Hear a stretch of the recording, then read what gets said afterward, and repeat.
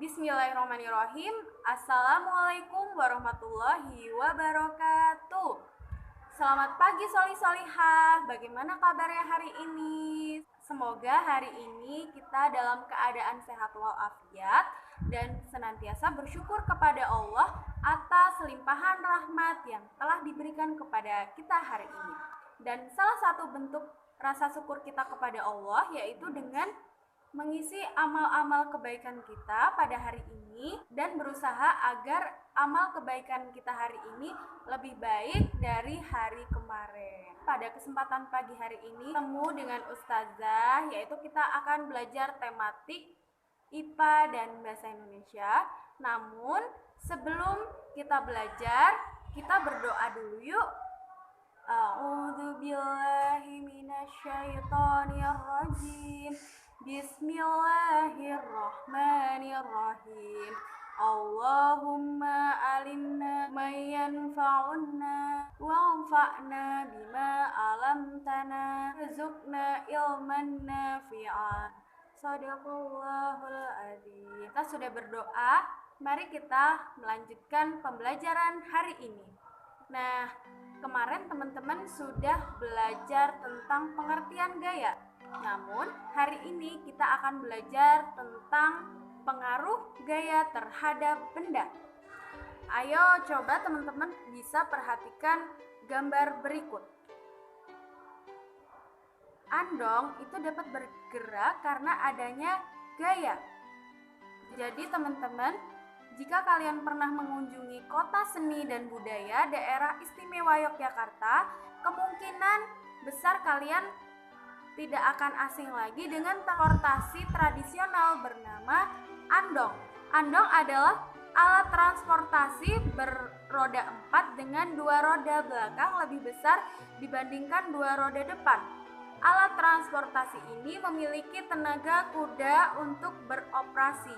Andong itu memang dapat dijumpai di beberapa daerah lain dengan nama yang berbeda seperti dokar, bendi, delman, atau sado. Nah, teman-teman sudah pernah naik andong atau belum? Jadi, andong ini dapat bergerak karena adanya gaya. Gaya adalah tarikan atau dorongan. Gaya dapat menyebabkan suatu benda bergerak dan kedudukannya berubah. Untuk melakukan suatu gaya diperlukan tenaga. Keadaan suatu benda dapat berubah akibat pengaruh gaya. Pengaruh gaya terhadap benda antara lain, benda yang bergerak itu menjadi diam. Contohnya, meja yang didorong, bola yang ditendang, dan gerobak yang ditarik. Yang kedua, benda yang bergerak itu menjadi diam. Contohnya, pada saat sepeda yang sedang dikendarai itu direm, gerak sepeda itu menjadi lambat dan akhirnya akan berhenti. Yang ketiga, benda itu berubah bentuk.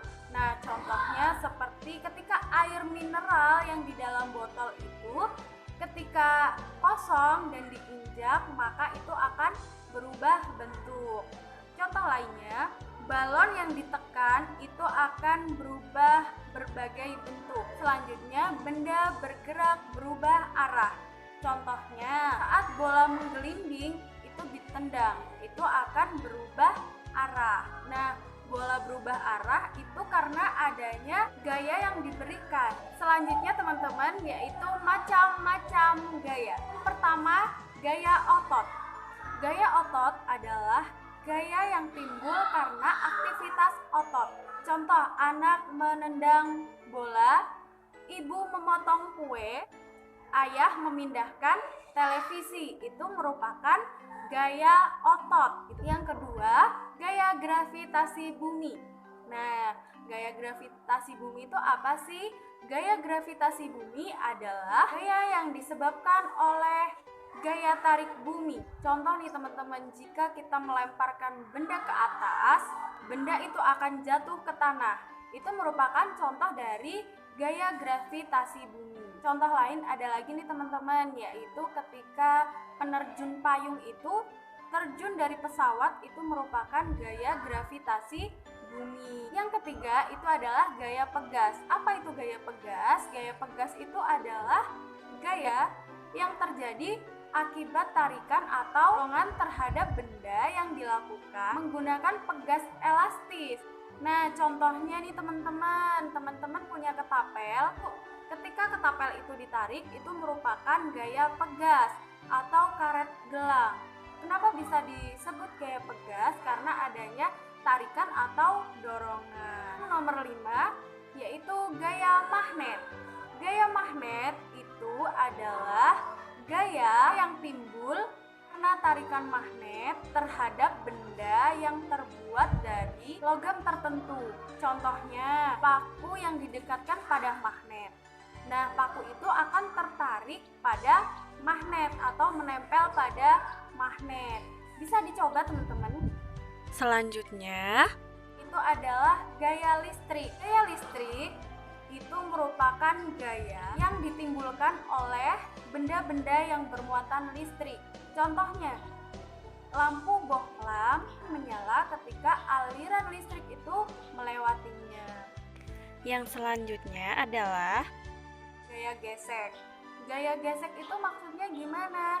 Jadi gaya gesek itu merupakan gaya yang timbul jika ada permukaan benda yang saling bertemu. Gaya gesek itu dapat menimbulkan adanya hambatan. Semakin kasar permukaan suatu benda, gaya gesek dan hambatannya maka semakin besar. Contohnya, saat mengasah pisau menggunakan batu asahan, mungkin teman-teman pernah melihat ya, bapaknya sedang mengasah pisau atas batu seperti itu. Atau menghapus papan tulis itu merupakan gaya gesekan teman-teman. Nah, itulah tadi materi tentang pengaruh gaya terhadap benda. Teman-teman sudah paham ya mengenai gaya. Nah, kesimpulan pada pembelajaran tentang gaya yaitu gaya itu merupakan tarikan atau dorongan. Gaya dapat menyebabkan suatu benda bergerak dan kedudukannya berubah. Untuk melakukan gaya diperlukan tenaga. Gaya itu tidak dapat dilihat teman-teman. Kita hanya dapat melihat akibat atau pengaruh adanya gaya pada suatu benda. Dan yang terakhir, keadaan suatu benda itu dapat berubah akibat pengaruh gaya. Itu saja teman-teman materi pada pembelajaran hari ini.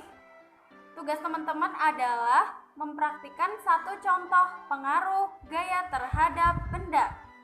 Bisa gaya otot, bisa gaya gravitasi bumi, bisa gaya pegas, bisa gaya magnet, atau bisa gaya listrik dan gaya gesek. Teman-teman bisa mendokumentasikan tugasnya, bisa berupa foto dan dikirim ke Ustadz dan Ustazah. Sebelum kita tutup materi pembelajaran pada pagi hari ini, ucapkan lafal hamdalah alhamdulillahirabbil alamin.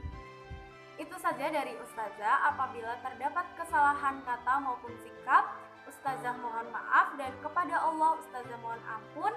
Saya akhiri, wabillahi taufiq wal hidayah. Wassalamualaikum warahmatullahi wabarakatuh.